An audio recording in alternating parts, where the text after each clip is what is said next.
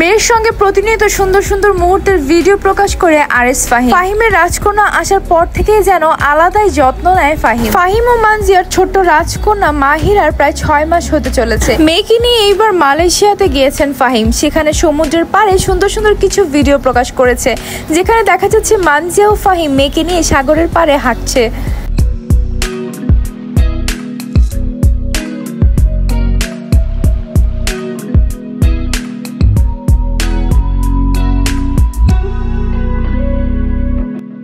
মেয়েকে নিয়ে ফাহিম লিখেছেন, আমি বুড়ো হয়ে যাচ্ছি আর দিন দিন আমার মেয়েটা বড় হয়ে যাচ্ছে।